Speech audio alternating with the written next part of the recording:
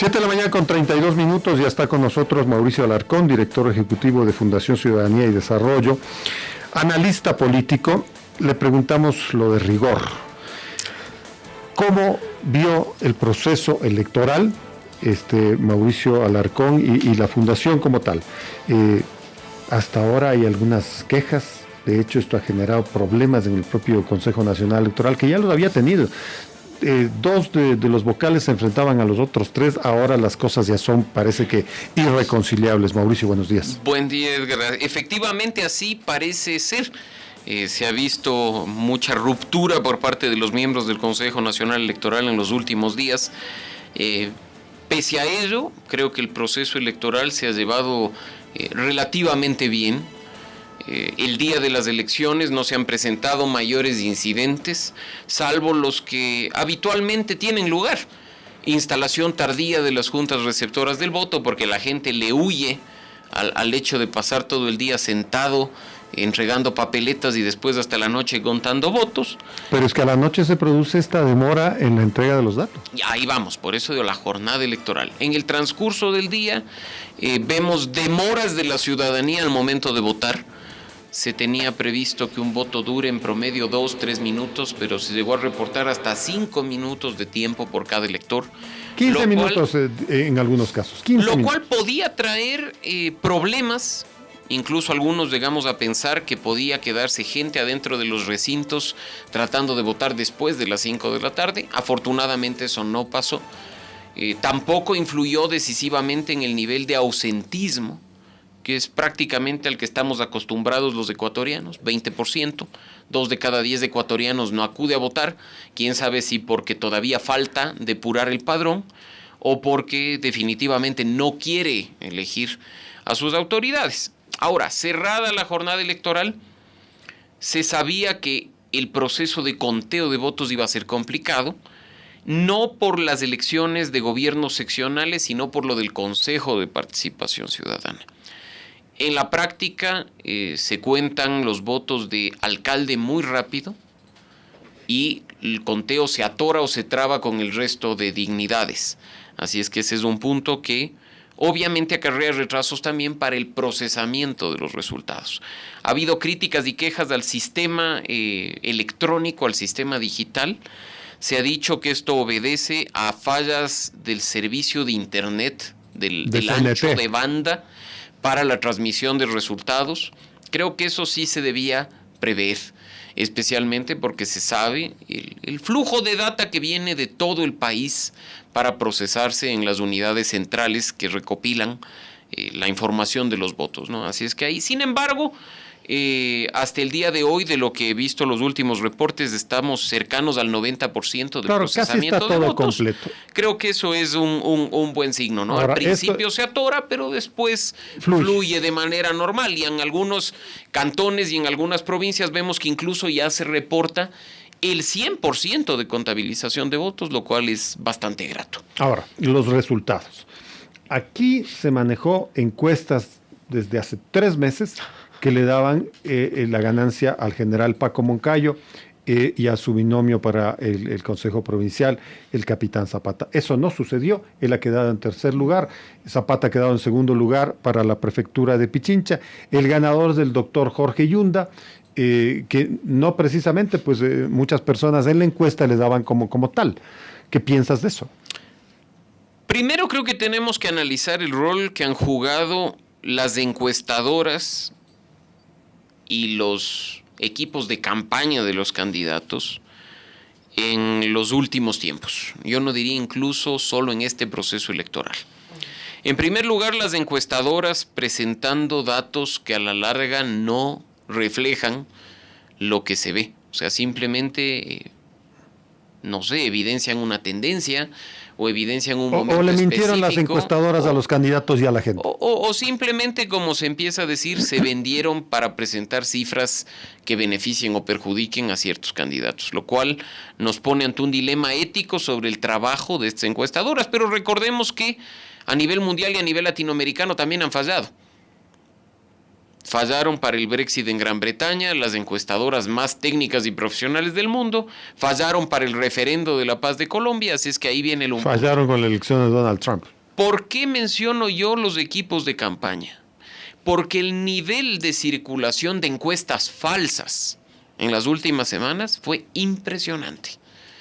Encuestas con membretes que ni siquiera existían, presentando cifras que claramente buscaban confundir a la ciudadanía o jalar electorado con base a temores. Se decía, ay no, es que está subiendo el candidato tal, la única forma de frenarlo es votar por tal otro. O se decía, vean quiénes están punteando y te ponían en tercer, cuarto lugar a candidatos que terminan con 2-3% de la votación. Efectivamente. Pero uno de los elementos de los resultados es la consolidación del correísmo en la provincia y en la ciudad. Porque la candidata del correísmo, Luisa Maldonado, resulta segunda, 3 puntos de Jorge Yunda. Y la candidata para la prefectura es la nueva prefecta. Y no solo eso. La primera minoría, porque no podemos hablar de mayorías, en el Consejo Metropolitano 9 es de Fuerza Compromiso Social, 9 de 21. Y vemos que no es solo el caso de Quito. Han ganado la prefectura de Manabí, meten concejales en ciudades importantes como Cuenca. Así es que a pesar de que muchos intenten minimizar el resultado del correísmo, son indiscutibles ganadores en esta jornada. Y creo que no se trata de minimizar, no se trata de dejar ahí este tipo de resultados, sino de ponerles atención. De nuevo, no jugar con los miedos y los temores, sino analizar por qué ocurren. Porque en redes sociales en estos días hemos visto gente que en primer lugar minimiza los resultados electorales, que de manera graciosa dice, pero el porcentaje de votos que tienen, lo único cierto es que han ganado más de edad del porcentaje. Y en segundo punto, hay que ver por qué sucedió esto. Si no analizas las causas y los factores que llevan al resurgimiento de una fuerza política que muchos presuponían enterrada, que incluso trabajó, como bien se decía, contra reloj y contra circunstancias, al vender un nombre y un número que no es el que tradicionalmente los identificaba. Analicemos entonces qué ha pasado, por qué la ciudadanía los vota. Y en general yo diría, no solo en este caso específico, sino en los otros casos. Porque vemos el surgimiento de figuras, yo diría relativamente nuevas en política. Vemos una importante presencia de jóvenes siendo elegidos alcaldes y prefectos en sus provincias. Y vemos que tradicionales bastiones de partidos políticos como el Partido Social Cristiano reciben el rechazo de la ciudadanía, lo que ha ocurrido en El Oro o lo que ha ocurrido en Ambato. Más allá de que el Partido Social Cristiano se erige como el gran triunfador del proceso, pierde bastiones tan fuertes como los que menciono. Ahora que mencionas eso, Mauricio Alarcón, es un saldo lamentable de algo que, si bien es cierto, se está estableciendo con letras mayúsculas en otras partes y en otras latitudes, porque gana 2-1 en Guayaquil, Cintia Viteri, consolida 4 años más al social cristianismo, con tendencia a ser 8 años. Serían 30 años, ¿no es cierto?, más o menos en el 2022, que están ahí el Partido Social Cristiano y lo hace con holgura. Pero ahora, en miras a una candidatura presidencial de Jaime Nebot. Entonces, desde esa perspectiva también habría que establecer el comentario, ¿no? Y a la vez, tomando en cuenta que el otro posible gran contendor está también en la ciudad de Guayaquil, que es Guillermo Lasso, al que sí no le fue para nada bien en la República. No, en cambio creo es de los grandes perdedores de este proceso electoral. Sin embargo, nada está dicho. Si bien las elecciones seccionales marcan una pauta y te dan insumos importantes de cara a una presidencial, no son un elemento determinante. Deben ser tomados en cuenta por los sujetos políticos y son un referente que en este caso pues será analizado por las figuras que además ya son precandidatos presidenciales, tanto Jaime Nebot como Guillermo Lasso, sin dejar de lado que se abre un espacio de oportunidad muy interesante, en la misma línea de lo que ha sucedido con las alcaldías, para una figura o un relevo generacional que surja desde otra fuerza política o desde otro lugar que no sea específicamente Quito o Guayaquil. Y ahí insistir en el rol de las encuestadoras, porque topemos simplemente algunos casos. Cuenca. Claro. Las Me parece encuestas, la gran sorpresa de la República. Es la gran ¿no? sorpresa, Azuay y Cuenca. En Azuay las encuestadoras te decían hasta el último que la gran pelea por la prefectura era entre María Cecilia Alvarado y Esteban Bernal. Así es.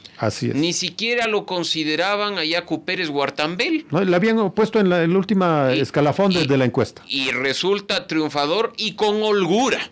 Así. Ni siquiera pelea voto a voto, ni mucho menos no. Un triunfador sólido con holgura. Una alternativa totalmente diferente a la que se estaba presentando. Alcaldía de Cuenca, lo mismo. Se decía, la alcaldía de Cuenca tiene un triple empate. Hasta el último, hasta el día domingo nos decían, hay un triple empate entre Jefferson Pérez, Marcelo Cabrera y Paul Carrasco. Y termina ganando igual, con holgura, un candidato al que las encuestas le daban el 4%, el 5%. Carrasco no apareció para nada. Así es que... Y él viene haciendo política ya más de 10 años. Salía de una prefectura que se suponía exitosa, además. Entonces, ahí creo que hay que tener en cuenta el mensaje que da la ciudadanía.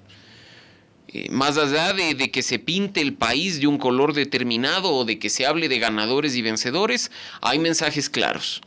Revisemos la edad de los candidatos ganadores. Revisemos el origen de los candidatos ganadores. Revisemos además la votación de los candidatos perdedores que provienen de la política de caciques o de la política hereditaria. Creo que hay un mensaje claro del electorado que debemos prestarle atención. Algo parecido a lo que sucede aquí sucede en Ambato, donde Luis Fernando Torres, que es un prohombre de Tungurahua, es derrotado con 20 puntos. Por un empresario joven. Prácticamente 2-1. Prácticamente 2-1. Ya fue Javier Altamirano candidato a la alcaldía de Ambato en las elecciones anteriores. Creo que se dio a conocer y dejó sembrado una propuesta interesante de ciudad. Pero ahora Javier Altamirano gana brutalmente, yo no diría ni con holgura, porque casi le da 2-1 a su inmediato seguidor, que es Luis Fernando Torres. No se diga al alcalde que buscaba la reelección, donde el resultado es cercano al 3-1. Desde eso se escapó. Y lo mismo ocurre en otras ciudades. Alcaldía de Machala, un alcalde que se suponía sólido buscando la reelección del Partido Social Cristiano, termina siendo derrotado por otro candidato. Y no es un alcalde, ahí es una familia. Pues. Y además es una de esas dinastías de la que estamos hablando, ¿no? O sea, creo que insisto en analizar las verdaderas causas y los verdaderos efectos de este resultado electoral de la mano del mensaje que está dando la ciudadanía. Veamos también lo que ocurre aquí en Quito, sin ir más lejos. Guayaquil quizá es un ejemplo distinto por las razones que señalabas, pero aquí en Quito termina ganando una figura políticamente nueva. ¿Qué cargo político había tenido Jorge Yunda antes de ser electo alcalde de Quito? Asambleísta. La gente lo reconoce como radiodifusor, no como lo político. Así es. Y termina siendo electo. Que sin embargo muchos de sus compañeros, por llamarlo así, de campaña o los otros candidatos, ellos sí le llamaban la atención a la ciudadanía sobre el tema de las frecuencias, pero no le afectó. No. Para nada. Y ahí vemos entonces que este análisis tiene que hacerse a profundidad. Si es que algún sujeto político, alguna organización política o algún precandidato tiene interés real en aspirar a la presidencia en 2021. Más allá de resultados positivos o negativos, hay que analizar el mensaje claro que ha emitido la ciudadanía este domingo. El segundo puesto en Quito tiene que ver con correísmo, ya lo analizamos. El tercer puesto, el general Moncayo. ¿Este es el fin del general Moncayo? ¿De la izquierda democrática?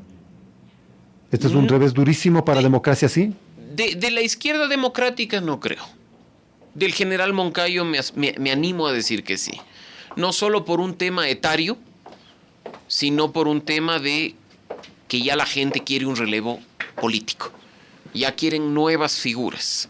Ya no solo se trata de cuestiones de juventud o edad o hablar de experiencia, sino que la gente dice ya no queremos los mismos. O sea, gracias por lo que le diste a la ciudad, pero por favor ya quédate tranquilo y aconseja. No participes. La izquierda democrática recibe un revés electoral, por supuesto, en su bastión y su gran sede que es Quito, Pero yo creo que esto simplemente es una alerta sobre lo que pueda pasar. Han obtenido triunfos importantes, por ejemplo, en la provincia del Carchi.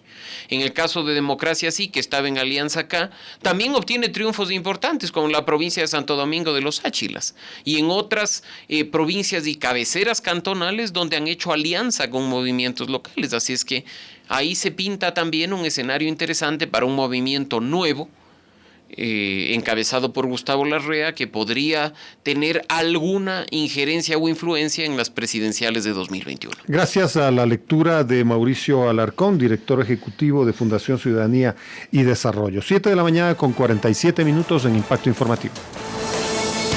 Impacto Informativo. Impacto Informativo. Diálogo a fondo con las múltiples voces que hacen noticia.